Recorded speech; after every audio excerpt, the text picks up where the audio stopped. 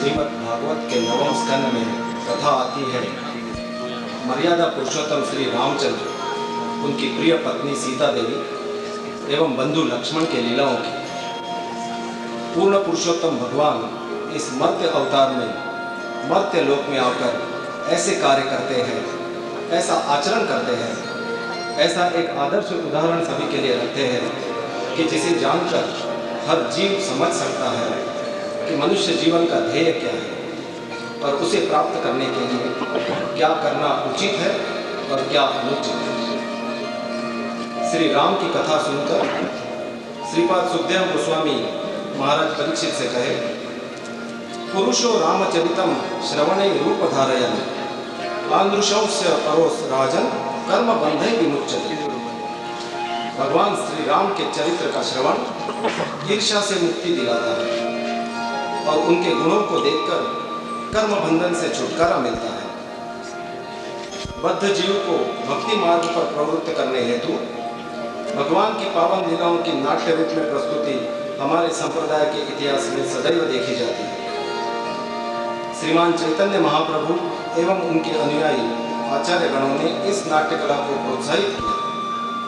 श्रील प्रभुपाद के आदेशानुसार उनके शिष्य इसी कला को भक्तों के आनंद के लिए और शुद्ध भक्ति के प्रचार के लिए प्रस्तुत कर रहे हैं। वाल्मीकि महर्षि रचित श्री राम कथा से कुछ प्रसंग, जिसमें है वानरों के राजा वाली और सुग्रीव का सत्ता संघर्ष, रावण का पाप कर्म और उसकी राक्षसी विचारधारा, और भगवान श्री राम के भक्त विभीषण की शरणागति।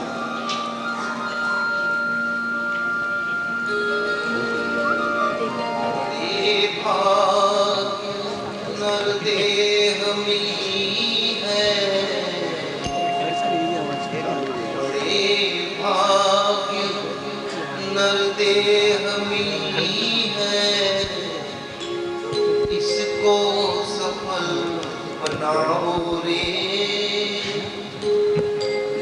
दशरथ राज कुमार राम के, सब मिलकर गाओ रे। तन मन धन की चढ़ाकर,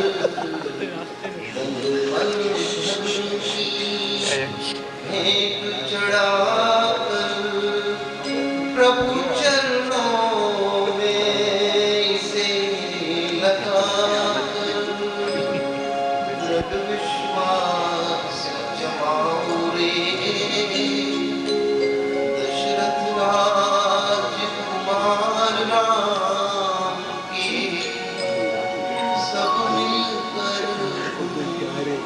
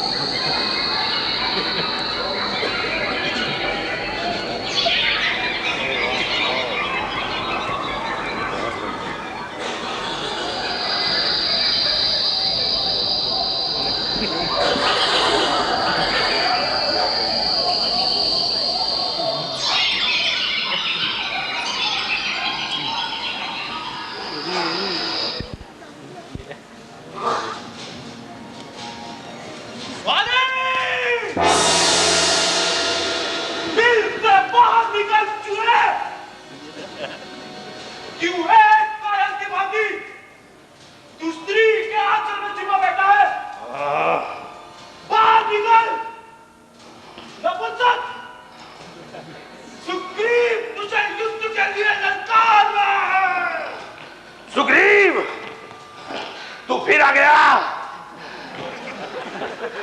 तारा, आज रूमा का विधवा होना निश्चित है। नाथ, आपके द्वारा पराजित होने के पश्चात भी सुग्रीव के पुनः ललकारने से मेरे मन में शंका उत्पन्न हो रही है। अवश्य ही उनके सर पर किसी वीर और पराक्रमी का हाथ है। स्वामी, गुप्तचरों के अनुसार सुग्रीव ने जिनका आश्रय लिया है वो इक्ष्वाकु कुल के श्रीवीर और लक्ष्मण हैं। वे संकट में पड़े प्राणियों के रक्षक हैं। हे शूरवीर, मैं आपके गुणों में दोष नहीं देखना चाहती, आपके हित की बात बता रही हूँ और आपसे प्रार्थना करती हूँ कि श्री राम से बैर न ले और सुग्रीव को युवराज घोषित कर दे।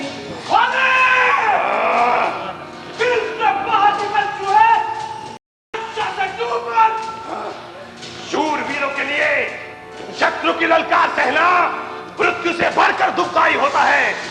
देखो तारा, देखो किस तरह मुझे वो ललकार रहा है। ना, इस समय न रण करने जाओ, हृदय मेरा बहुत धड़कता है। ये नहीं समझती क्या कारण मेरा दाया नेत्र भड़कता है। परम वीर वाली की पत्नी होकर एक साधारण नारी की तरह बातें करती हो। अब अपना बोलो तारा, मेरे प्रति अपना स्नेह दिखाकर तुमने अपनी भक्ति का परिचय तो ले ही दिया है, और फिर श्री रामचंद्र तो धर्म के ज्ञाता है, जब तक कुछ समझने वाले हैं, फिर वे तो पाप कर ही नहीं सकते। तारा, अब जाओ जाओ और मुझे अपना कार्य करने दो। सुग्रीव,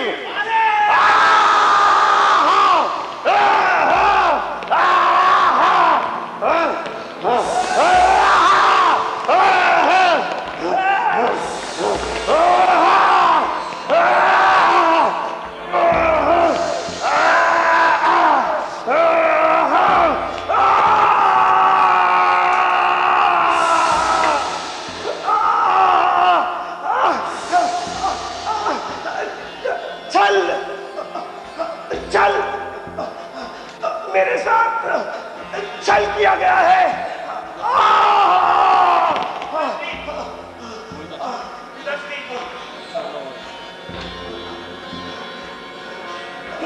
मैं हारा नहीं, मुझे छल से मारा गया है।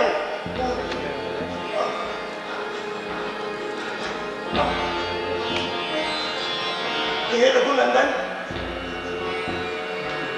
आप तो राजा दशरथ के सुविख्यात पुत्र हैं, धर्म के ज्ञाता हैं। तो मैं तो किसी और के साथ युद्ध में उलझा हुआ था, तो फिर इस अवस्था में मुझ पर प्रहार करके आपने कौन से महान यश को उपार्जन किया है। इस अवस्था में मुझ पर प्रहार करके आपने अपनी वीरता पर कलंक लगाया है। राम, वीरता पर कलंक लगाया है। वैरी का छल से बच करना है शूरवीर का कर नहीं। चुप कर जो मेरा प्राण लिया, ये रघुवंशी का धर्म नहीं, ये रघुवंशी का धर्म नहीं। राम, आपके उत्तम कुल को याद करके तारा के मना करने पर भी मैं सुग्रीव से युद्ध करने चला आया, पर अब मुझे मालूम हुआ कि दिखावे के लिए आपने धर्म का चोला पहन रखा है। वास्तव में आप अधर्मी है, आप अधर्मी है।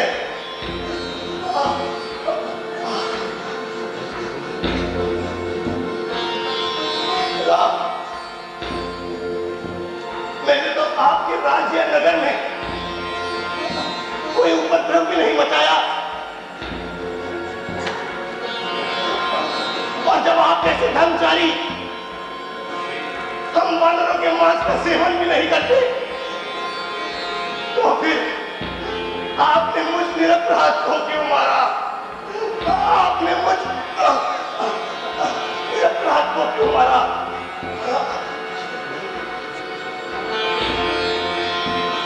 राम, जिस उद्देश्य को लेकर से प्रेम और मेरा वध किया है, उस उद्देश्य को सिद्ध करने के लिए यदि आपने मुझसे कहा होता तो एक ही दिन में मिथिलेश कुमारी को मैं आपके हवाले कर देता।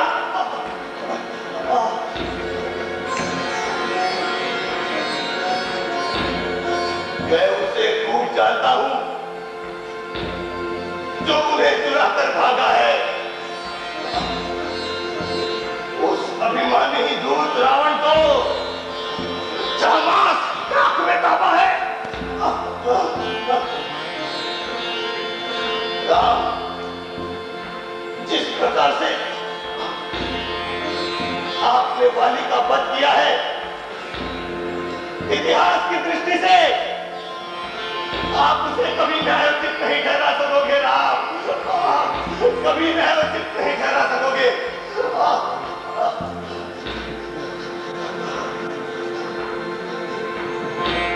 राम, जो जन्म लेता है उसका मरना तो निश्चित है, निश्चित है। मरने का शौक नहीं, शौक इस बात का है कि वाली को रणभूमि में वीरों की भांति नहीं, अधर्म पूर्वक मारा गया। राम, अधर्म पूर्वक मारा गया। उत्तर दो राम, उत्तर दो। आपने ऐसा क्यों किया? अहंकारी वानर, धर्म, कर्म और सदाचार तो तुम स्वयं ही नहीं जानते, तो एक छोटे बालक की भांति मेरी निंदा करना अनुचित है। वानरराज, आज इस अवस्था में पहुंचकर तुम जिस धर्म, कर्म और नीति की दुहाई दे रहे हो, अपने जीवन काल में तो तुमने स्वयं इसके बारे में सपने में भी विचार नहीं किया। धर्म की बात तो दूर, तुमने तो सामान्य लौकिक आचार व्यवहार पर भी विचार नहीं किया। जिस प्रकार एक धर्म परायण के लिए बड़ा भाई, पिता और गुरु तीनों पिता के भांति पूजनीय है, ठीक उसी प्रकार छोटा भाई, पुत्र और शिष्य तीनों पुत्र के समान समझे जाते हैं। मैंने तुम्हें क्यों मारा, इसका कारण सुनो। तुमने सनातन धर्म का त्याग करके अपने छोटे भाई के नारी का हरण किया और सुग्रीव की पत्नी रुमा, जो तुम्हारे पुत्र वधू के समान है, उसका उपभोग किया। इसीलिए तुम पापी हो और तुम्हारे इसी पाप के कारण मैंने तुम्हें यह दंड दिया है। कन्या, भगिनी, सुत की पत्नी या छोटे भाई की नारी जो उसे कुदृष्टि देखे, वो वध के योग्य दुराचारी। लेकिन लड़ाई दो भाइयों में थी राम, तो फिर आपने चुप कर ऐसा दुष्कर्म क्यों किया? वानरराज, सुग्रीव हमारा मित्र है और मित्र का शत्रु भी शत्रु होता है, और मित्र की सहायता करना धर्म ही माना गया है। तुमने सुग्रीव के प्रति जो अन्याय किया, उसी पाप का दंड देने के लिए हमने तुम्हारी यह दशा की है। यदि राजा होकर तुम भी धर्म का अनुसरण करते, तो तुम्हें भी वही कार्य करना पड़ता जो मैंने किया है। मनु ने कहा है, मनुष्य यदि पाप करके राजा के दिए हुए दंड को भोग लेते हैं, तो वे शुद्ध होकर पुण्यात्मा की भांति स्वर्गलोक में जाते हैं, और राजा यदि दंड ना दे, तो उस दंड का फल राजा को स्वयं भोग लेना पड़ता है। इसीलिए राजाओं में श्रेष्ठ महाराज भरत की आज्ञा को सामने रखते हुए हम तुम जैसे पापी व्यक्तियों को विधि पूर्वक दंड देते हैं।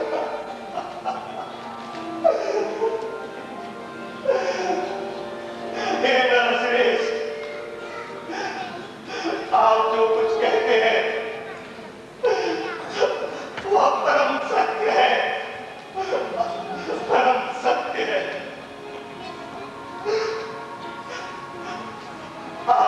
समाज से उत्पन्न हुई पीड़ा और अज्ञानवश मैंने जो शब्द आपसे कहे उसके लिए मैं क्षमा चाहता हूं। मैं क्षमा चाहता हूं।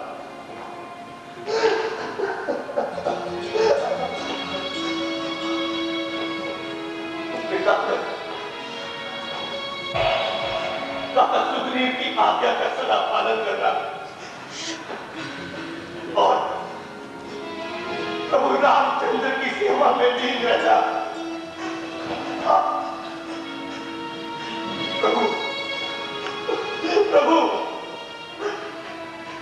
मेरे इस महाबली पुत्र अंगद की रक्षा करना।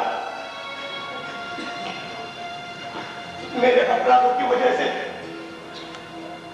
मेरी पत्नी तारा को अपराधी नहीं समझ करके उसकी भी व्यवस्था करना।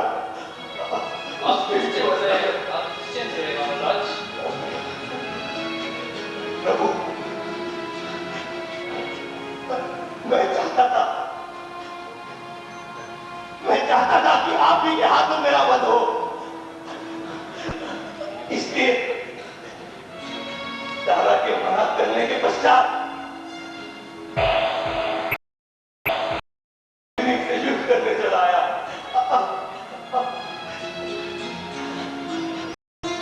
सुग्रीव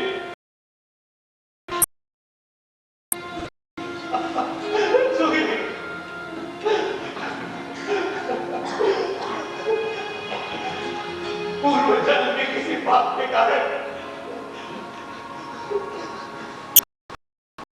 मैं तुझ जैसे वाली को अब शत्रु समझ बैठा। सुग्रीव ये मेरा भाग्य है। Sugriva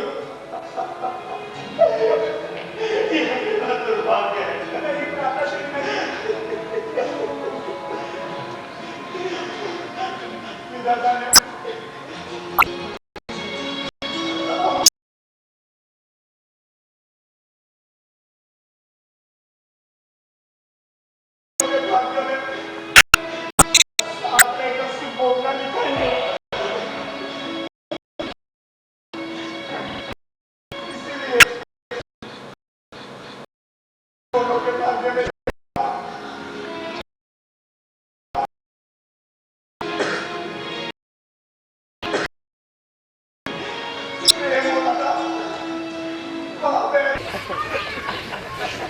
Here in Vrindavan, we know in the building of Krishna Balaram temple, there were many devotees were contributing so much Lakshmi to help the building of the temple. And one devotee, he gave Prabhupada a big presentation. It was $108,000, like 108 lakhs, like that, 108,000 US dollars. And he presented Prabhupada, just put it there. Didn't even look. And he said, you could have given 109.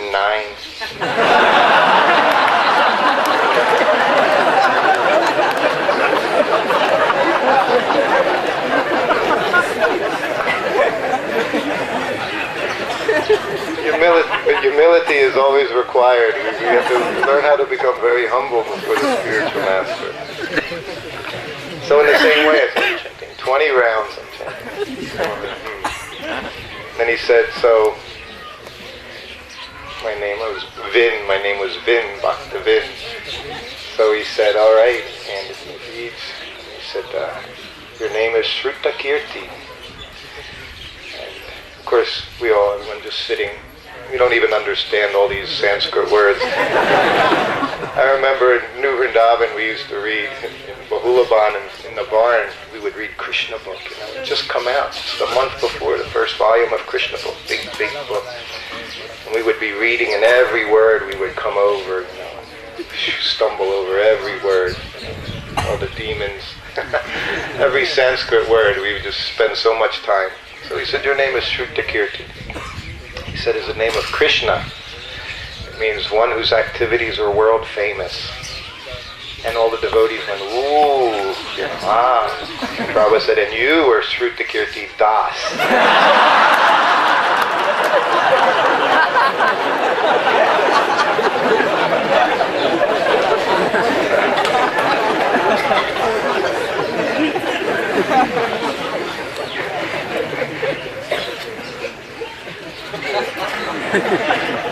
So then I went back to my seat, sat down, and my friend said to me, what's your name? I said, I don't know.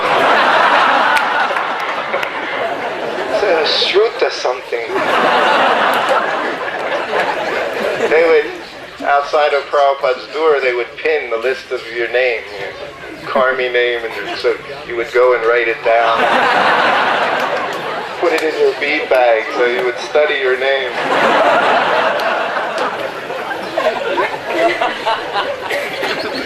As he said, this is just everything, everything being said, it just shows just what Srila Prabhupada did, with absolute, he said, he called himself a monkey. We were a bunch of monkeys in the United States. We were just a bunch of fools and rascals. As Prabhupada said, so much intoxication. He said to me once in New Dwarka, I was alone with him in the room, and he was walking around, and he was looking out his windows and just watching, and he was thinking, I don't know, who knows what goes on in the mind of Srila Prabhupada, and he said, so much intoxication, he said, so much illicit sex, he said, you Westerners. He said, if it not for the chanting of Hare Krishna, he said, you couldn't have accomplished anything. And so much was going on. So many things were going on. Of course, it was only by Prabhupada's chanting that everything was going on. Or actually, for myself, I can speak just nonsense. And so many will say the same thing. We were doing incredible things, but it was only due to Srila Prabhupada's presence on the planet.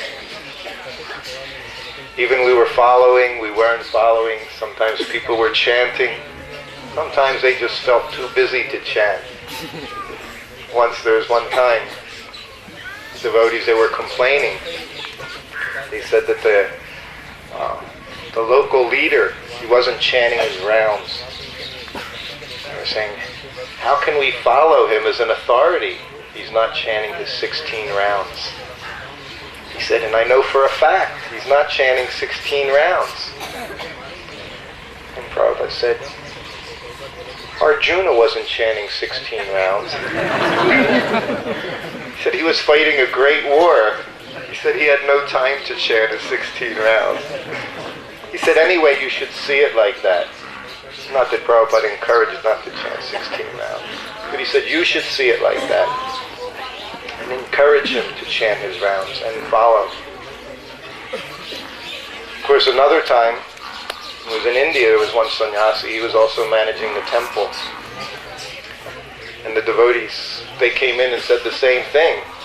He's not chanting his 16 rounds. And Srila Prabhupada said, then what good is everything he's doing if he's not chanting his rounds? He's saying he may be the best administrator, he may do everything expertly, but if he's not chanting his rounds, then what is the use of all his activities? Prabhupada always stressed very much the simple things, simple formula he gave us. And again, I heard from his lotus mouth so many times, he said, if you just chant 16 rounds, and you follow the 4 regulative principles, he said, without a doubt, at the end of this life, you go back home, back to Godhead. And I said, what is the difficulty? A very simple formula. But he said that he could see how fallen we were, his Western disciples, his American and European disciples, and yet so much was going on. All by Prabhupada's chanting and by his desire, his amazing desire that Prabhupada had to spread Krishna consciousness. And he had such a formula, which it's still every day that goes by, I see how Prabhupada just saw. Prabhupada's vision was just amazing. I was just seeing things as they were going on one day at a time, not even understanding that much. But Prabhupada would come, like when he came in 1972, when he came back to India in 1973 in Mayapur.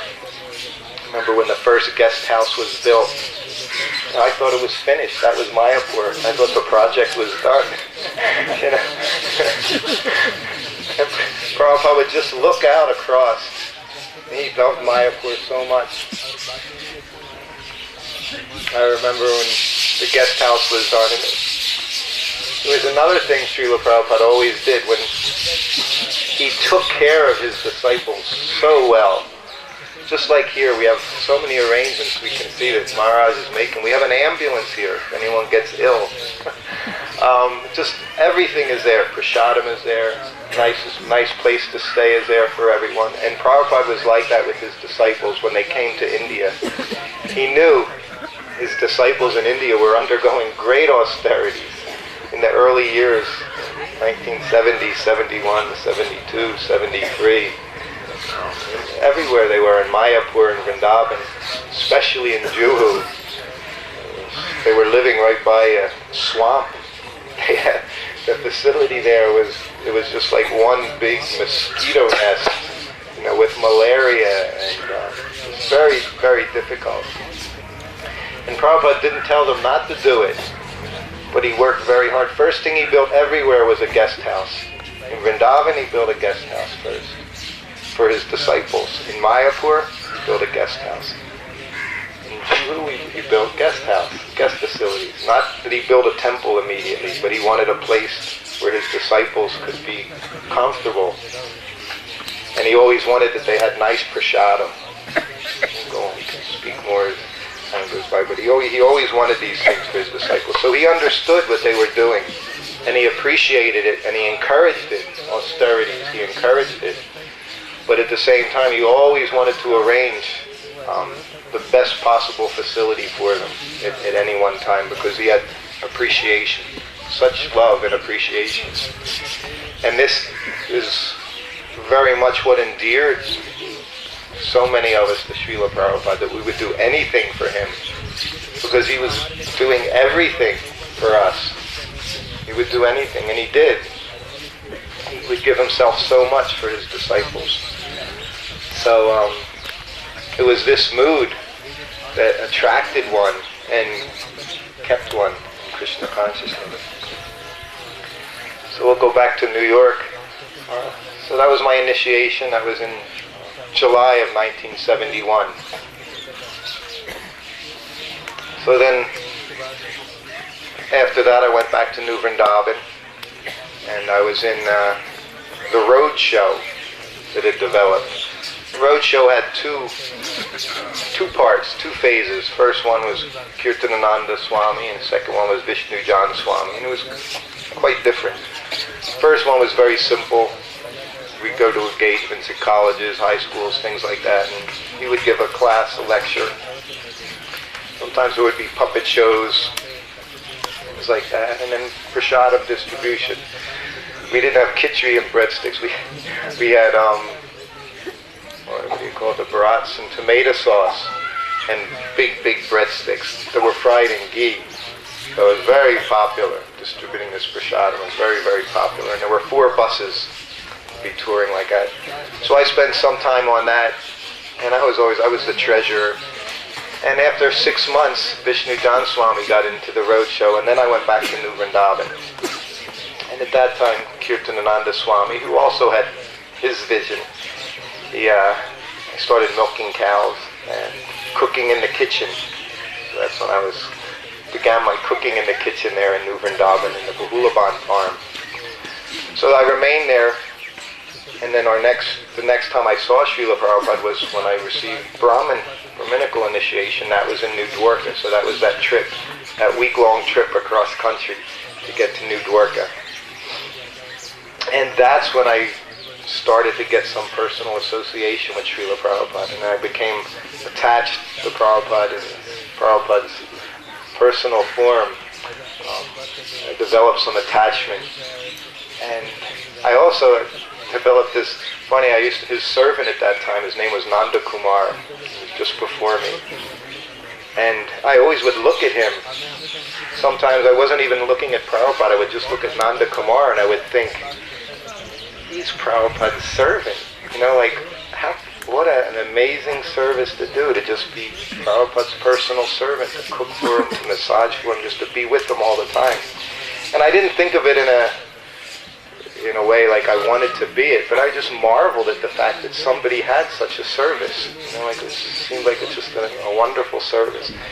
And Nanda Kumar would kind of look at me, I think, sometimes because he thought maybe I was a little peculiar because I would be looking at him. And he would just give me this glance and then I would look away. But I was just fascinated by this aspect of being personal servant to Prabhupada. So again, being Kirtanananda's servant, his personal servant, I got to go on all the morning walks, even though I never did Sankirtan, book distribution. I wasn't a temple administrator, but I just hung on to Kirtanananda's, hung on to him, so I got to go on all these things. So I definitely was very, very fortunate. And at the same time, in the afternoon, Prabhupada would go into the garden in New Dwarka. If you ever have the opportunity, is another great place of pilgrimage is to go to the New Dwarka community and go into Prabhupada's garden in New Dwarka. Prabhupada one time he said that was his favorite place in the whole world, that garden in New Dwarka. It was just a small, 20 by 20 feet by 20 feet place, but it was very, very nice, decorated very nicely by one family. And of course he said it was his favorite place because they had many Tulsi plants. Vrinda Devi was in there, so he said this was Vrindavan. So to him, when he was in New Dwarka, he would sit in there, and Prabhupada was in Vrindavan, just as he said he carried Vrindavan with him. But there he felt especially happy, he was in Vrindavan. So in the afternoons, another thing, Prabhupada was always very regulated. Wherever he went, Prabhupada followed his schedule. And it didn't matter if he traveled halfway around the world and the time would change 6 hours, 8 hours, 10 hours. As soon as he would get to the next temple, his watch would be set and he started following that program. So immediately, morning walk was whatever, 6 o'clock to 7 o'clock, depending on the sun coming up. He'd go right into class, his lunch, everything. He would never hesitate to change one thing. And for some of us who traveled with him, sometimes that was difficult. As we say, you hear so much, we hear sometimes devotees in traveling and talk of jet lag and say, well, just take a day, tomorrow we'll start. And Prabhupada, you could not say that to Prabhupada. I don't have to take rest after jet lag. Prabhupada wouldn't accept such a statement. So he would immediately get into that schedule wherever he was. And very regulated Prabhupada's schedule was while I was with him. And we can start an early morning, of course. Prabhupada could get up at any time. He'd go to bed usually around anywhere from 10 o'clock, 11 o'clock, 11:30, maybe sometimes 9:30. And at that time he would get a leg massage. The servant would give him a massage. And then he might get up 1 o'clock or 2 o'clock and do some translating. And then maybe he'd chant some and do a little more translating, because that time of the morning was very, very quiet, very peaceful. As Prabhupada said, translating work was his most important business and required great meditation. You could see on Srila Prabhupada, we think these books just came. Sometimes devotees think Prabhupada was a pure devotee, everything was just automatic and it happened. Prabhupada worked so hard to give us everything he gave us, but especially his books. He would translate, when he was doing Bhagavatam, he would have his, there was one Bhagavatam, it was a black cover and it was just all the verses in Sanskrit. And there was another one that had translations by Sridhar Swami. This was hundreds of years ago, Sridhar Swami. And he would have that, and he had another commentary, so he had his commentary. He had 2 or 3 commentaries. So he would go over the Sanskrit, and he had the dictaphone machine that he would use. And you could hear him. Prabhupada had a very deep voice. And all he used was a little light on his table. No big room light, there just that one light right over his books. Prabhupada would just sit in a simple, on the floor, on asana, with, we called coffee tables. They were his desk, just a floor desk. And everywhere he went, that was how he did his translation work. And it was just such meditative activity for Prabhupada. He would go over and he would look at the different commentaries, and you could hear him sometimes, because I was always just right next door, in the room next door. So sometimes I would wake up when I heard his voice. Usually I would just fall back asleep, but sometimes I would just sit there and I would just lie and just listen to Prabhupada as he would go, and he would say something, and then he would click it back and rewind maybe, and he would listen to what he had just said, and if he didn't like it, he would rewind again and record over it again. And then he would do purports. So in this way he was doing every day, 2-3 hours every morning, 2-3 hours, 4 hours. But maybe at 4 hours would get you 45 minutes or 1 hour of actual talking on a tape. He said it was... Now as the other side of it, Prabhupada read his own books. You know, many devotees you can ask, and we all marveled at how Prabhupada read his books. And he read them as if he wasn't the author. And he said that. He actually said once he was on a plane, myself and Pradyumna were there, and Prabhupada was reading Bhagavad Gita, as it is. And he was reading, and he stopped, and he looked at Pradyumna, and he said, how many people, how many authors do you know read their own books? Of course, Prabhupada said, no author. No, once an author, once someone writes a book, it's done. Never goes back and reads his book. He's not interested. It was his work. It's done. He said, and yet I am reading this. He said, because these are not my words. He said, these are Krishna's words. So this was, Prabhupada said again and again, these books were coming directly from Krishna. And that's why it's so important to talk of book distribution. Prabhupada say you distribute books. What can you say to someone in your 15 minutes, your 20 minutes? He would say, you give them a book. He said if they read one book. Once he called me in his room. I was in his room cleaning. Sometimes I would go in and clean. It happened 3 different times. 3 different books. 3 different times. The same thing he said to me. Once he was reading Nectar of Devotion. It was 1973. Nectar of Devotion. He was reading. Just sitting there reading. In ecstasy reading. And he said, he looked at me. He said, if you just read this one book, he said, you can just understand this one book, he said, you'll become Krishna conscious. And he just continued to read. So 3 times. Once I went in, it was Bhagavad Gita. Once I went in, it was Krishna book. He said, if you just read this one book, he knew I wasn't reading. He kept encouraging me, just read this one book. I think he was trying to find which book it was that maybe I would read. You know? He said, just read this one book, he said. And then he would say, if you just understand this one page, he would say that. Just one sentence, you can read it and understand. Become Krishna conscious. So this is how important, this is what Prabhupada gave us. Besides everything else, these books of his are so very valuable for everyone. And when the book distributors would go into his room, Vaisheshika was telling us yesterday, when he saw Prabhupada in Berkeley, at a devotee's house he was staying at, and all the book distributors were there. So they were looking for some words of encouragement. And Prabhupada said, these books are not just to distribute, they're for you to read.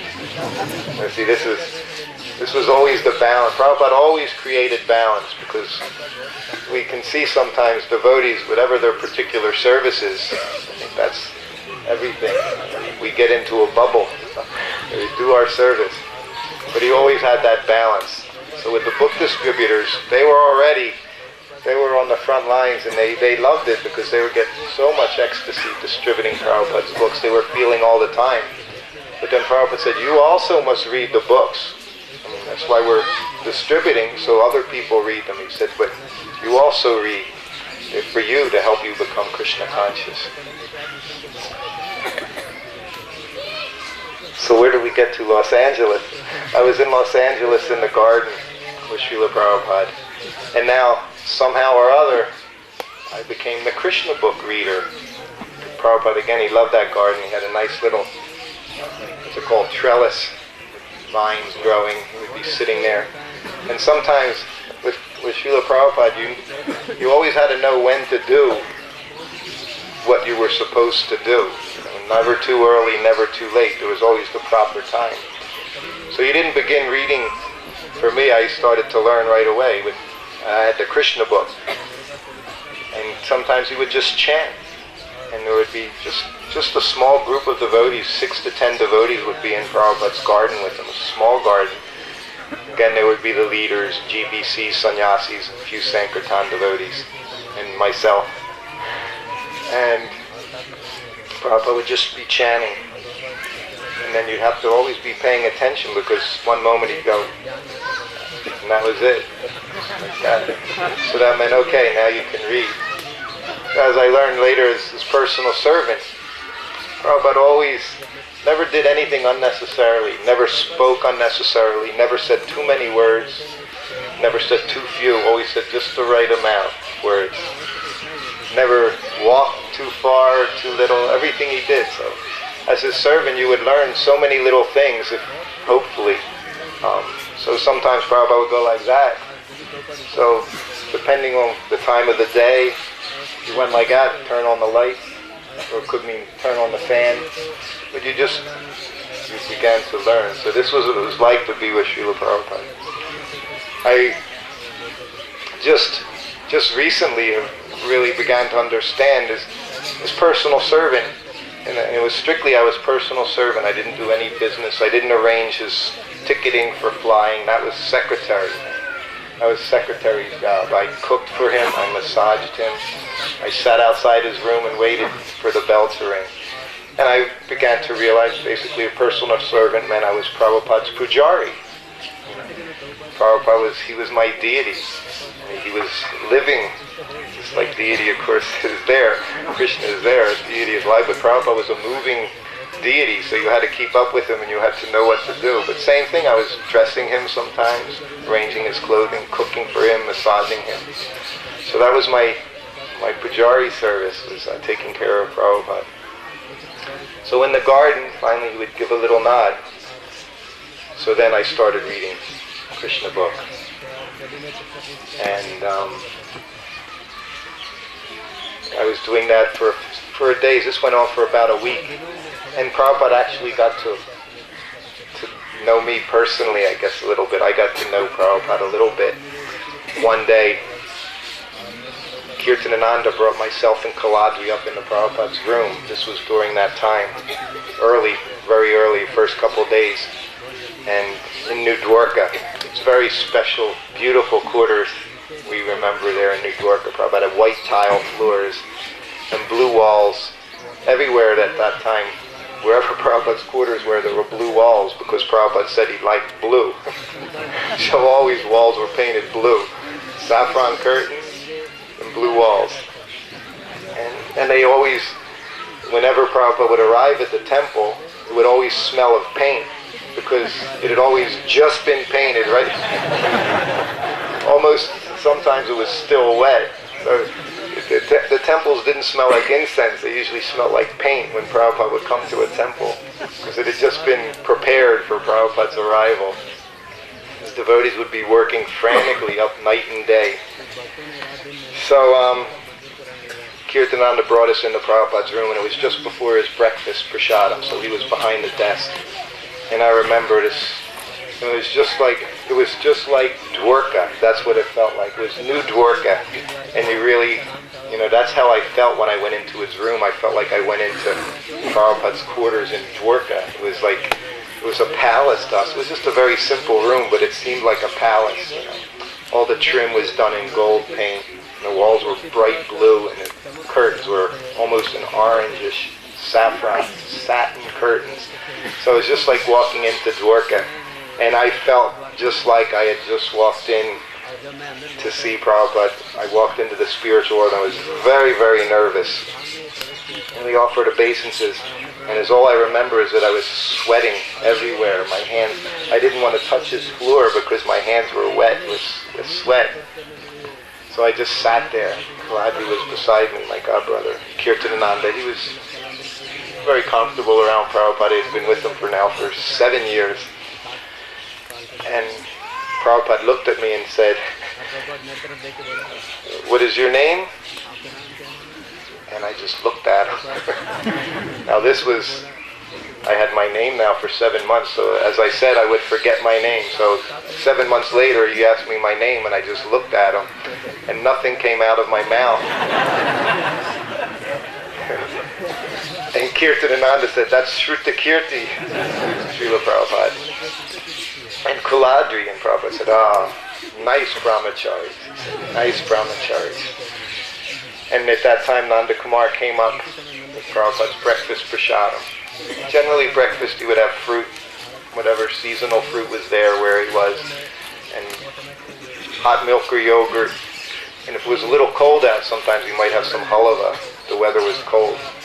Prabhupada said when it was cold, it increased his appetite. So, and then always some milk sweets. Prabhupada was very fond of rasgulla and sandesh. So then he went and he sat down on the floor at the little table, what's called choki, in front of him. Just a simple wooden table. He sat down facing the wall. That's how he would take prasadam very often, by himself. And it's what he did over and over when people were in the room, and this is what he did with us. So he sat down and he picked up a piece of fruit, handed it to one, picked up another piece of fruit, handed it, and go. Okay. Now you can go. Now you can go. And then he would let us go. And he would take prasadam by himself. And that was the way Prabhupada took prasadam. It was very, very, you could see he was honoring Krishna prasadam. It was not carelessly done. Not something he was standing up or walking around, or he sat down very quietly. And 99% of the time, whoever was in the room, he'd give him and go.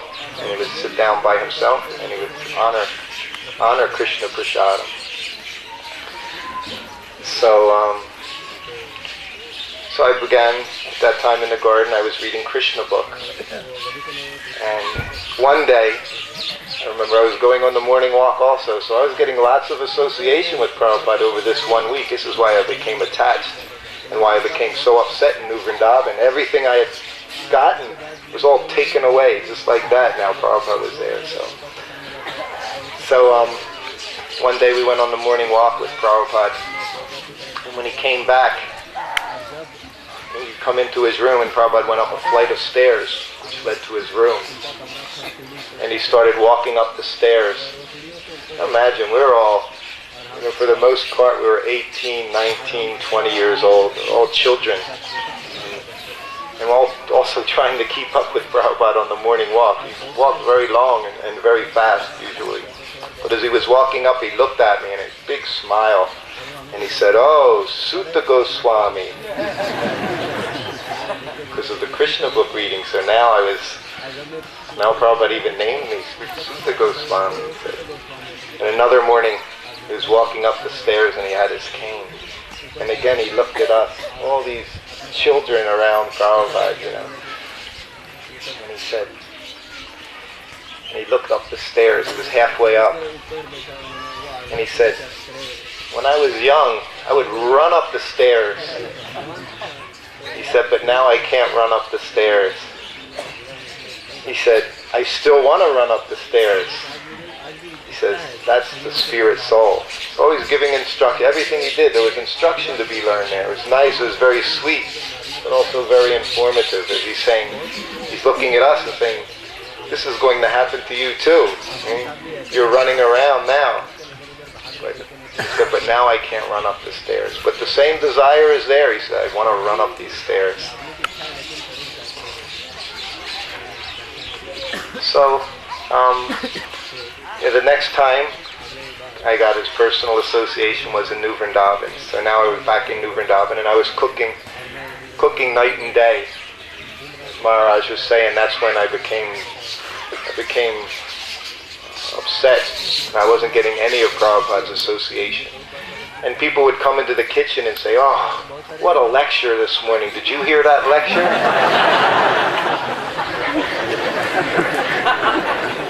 Here we are.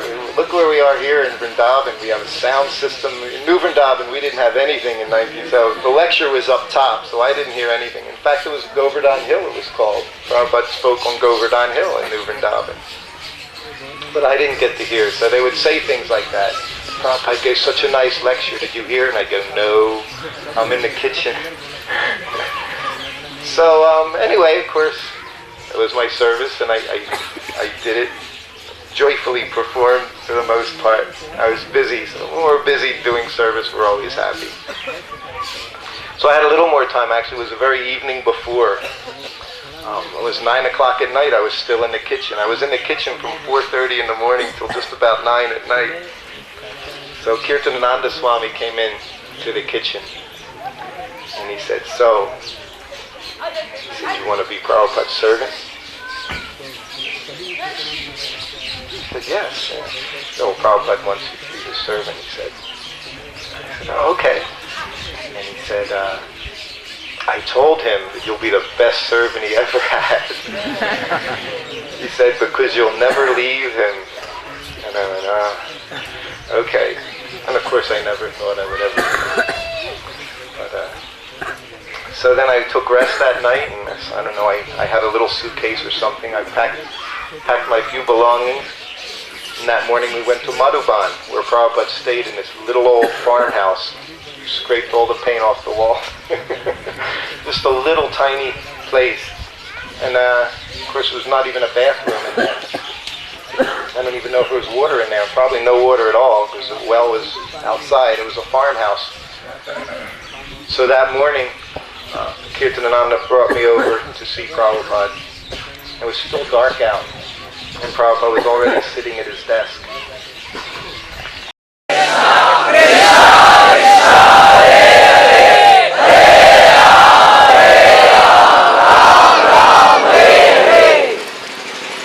Vishnu Gada Prabhu is very much loved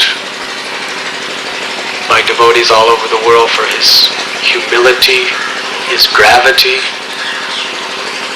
and his very, very serious dedication to service of the lotus feet of Srila Prabhupada and the Vaishnavas.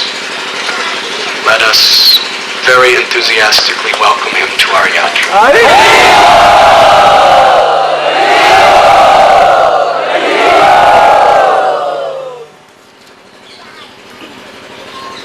So as soon as breakfast is finished, either you're out distributing books, or you're out on the streets chanting, or you're cleaning, or you're doing pujari work, and you're just working and working, doing so many wonderful services to spread Krishna consciousness. Until you come back to the temple at night, take a little prasad, and go right to sleep. And there wasn't even hardly enough time to even dream. Only allowed a few hours sleep. Why did Prabhupada do this to these Western devotees? Because he knew they had so many bad habits. Sakatasura was so much prominent within their hearts. So just keep busy, just stay engaged in Krishna service, hearing about Krishna, chanting the names of Krishna, serving Krishna and his devotees. Because the name is non-different than Krishna. The katha is non-different than Krishna. Devotional service is non-different than Krishna. We must take shelter of Krishna through these processes. And then Krishna will kill all of these bad habits, these anarthas within our hearts. Cetodarpanamarjanam Mahaprabhu explained. We must cleanse the mirror of our mind of all of these conditioned habits. Kill that Sakatasura within the heart by loudly crying out for the mercy of Krishna to help.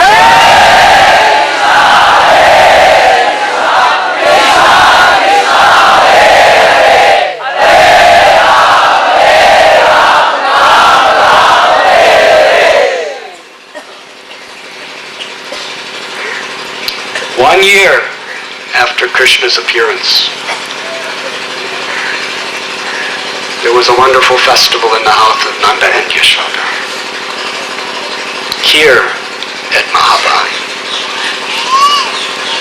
Yashoda Mai was patting Krishna on her lap. Suddenly,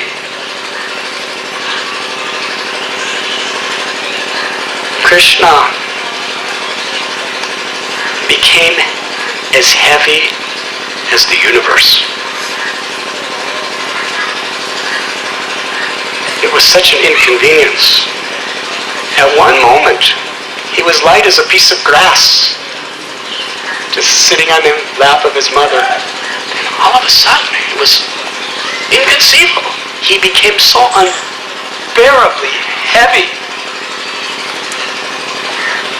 The reason is this.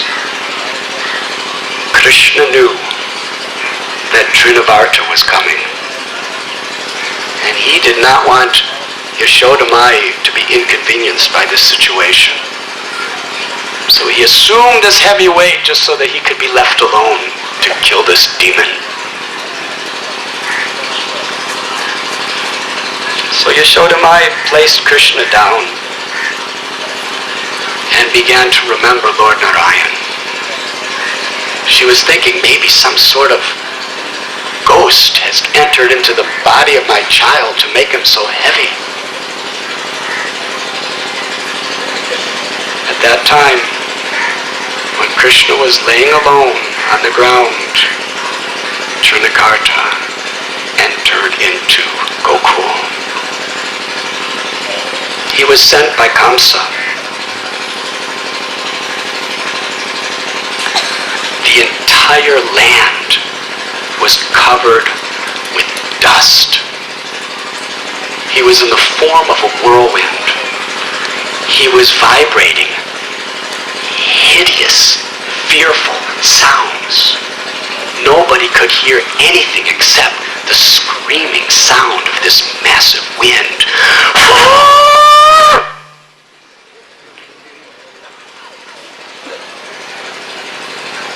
There was so much dust.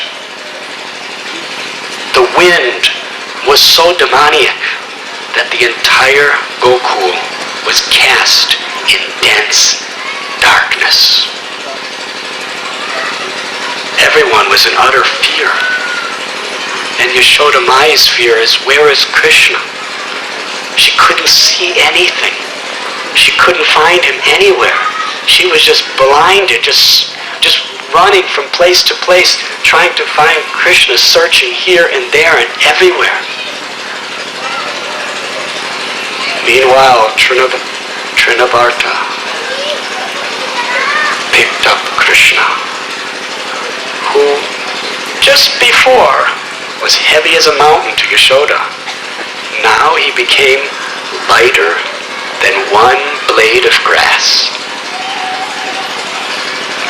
Trinavarta picked him up and went higher and higher and higher and higher and higher into the sky. Then all the dust and darkness settled, and the Brijabasis again could see. They could see everything except Krishna. Yashoda Mai was running in all directions searching for Krishna. She began to cry and fell down unconscious like a cow that has lost her calf. All the gopis were crying and crying and crying. Srila Prabhupada explains that this type of attachment is the most wonderful benediction.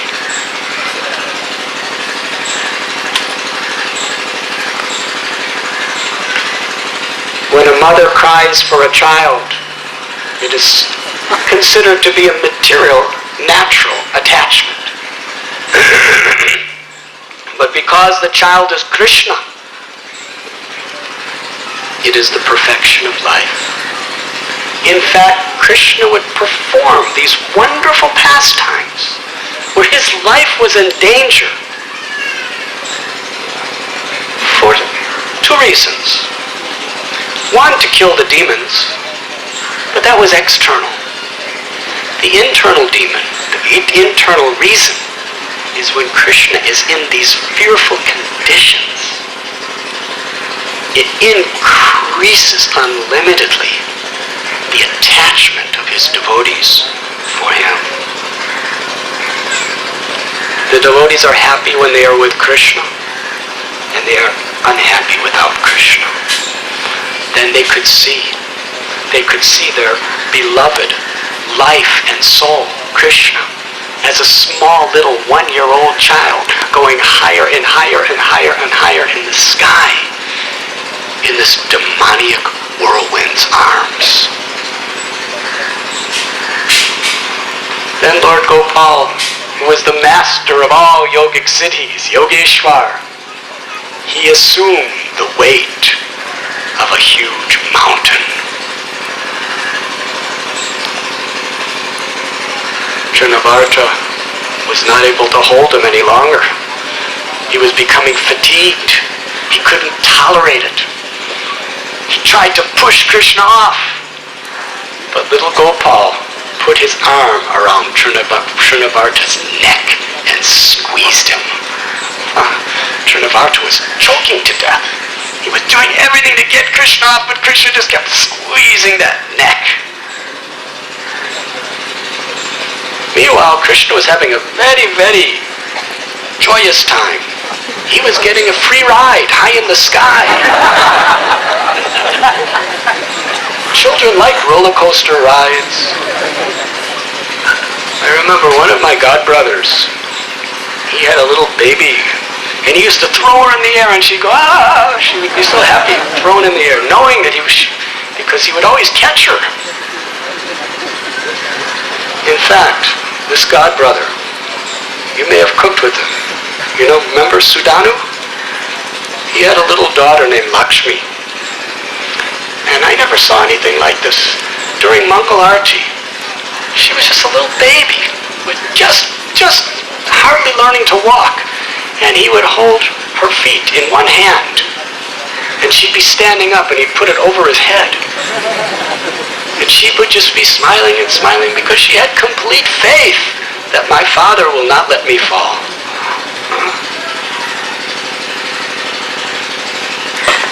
So children, they like to go on rides. And the original ride is Krishna riding on Trinavarta.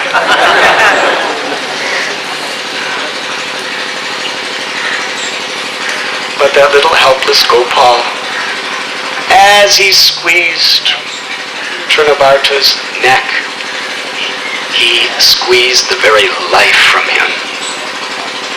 Trinavarta, he couldn't move. His eyes popped out of their sockets.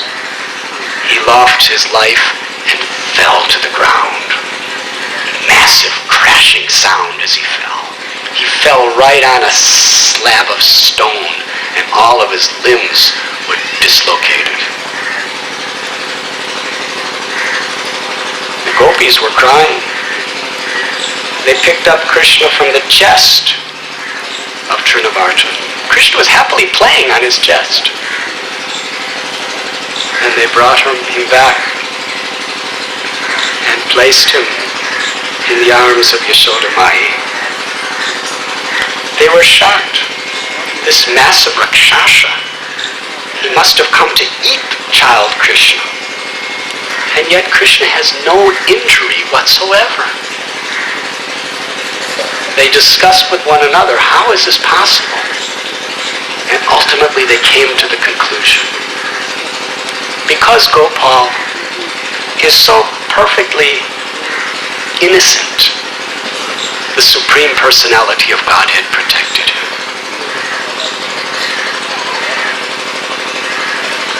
Srila Prabhupada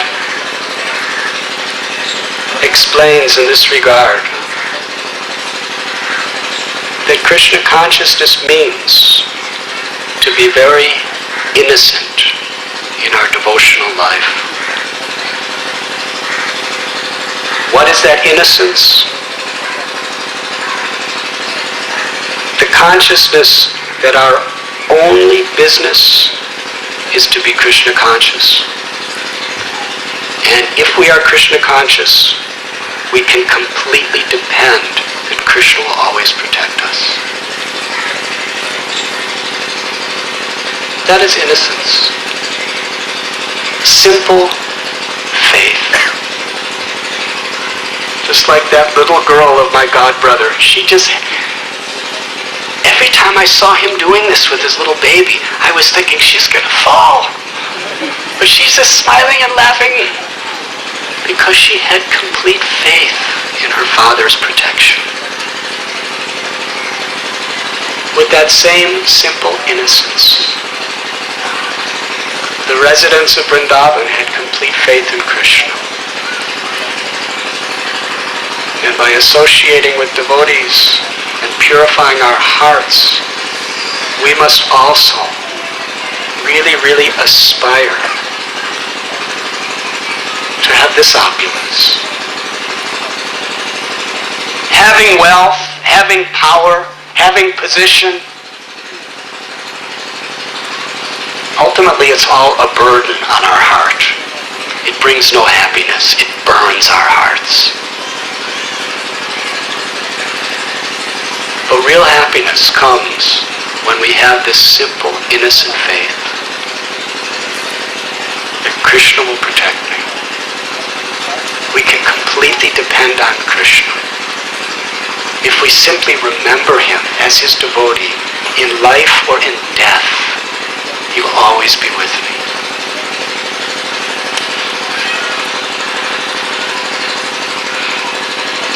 Nanda Maharaj was thinking that we must have performed many pious deeds and worshiped the Supreme Personality of Godhead, like building roads and planting banyan trees and digging wells.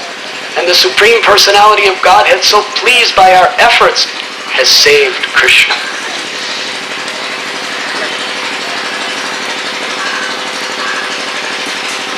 And then he remembered Vasudev's words that you should be very careful to protect your child from dangers. Brahma Vaivarta Purana explains that Trinavarta was previously a king of the name Sahasraka, who was cursed by Durvas Muni for appearing naked before him while enjoying 1,000 wives. He cursed him to live on the earth for 100,000 years. When this king fell at the feet of Durvas Muni and begged forgiveness, he said the benediction will be that Lord Krishna, the Supreme Personality of Godhead, will take your life and you will attain salvation. Trinavarta represents false pride for material scholarship, which often gives rise to bogus philosophies. Now this is very important in this assembly of devotees, because I know many of you are in colleges. Some of you are very learned in scholarship. We have graduates of IIT, so many, such a prestigious university.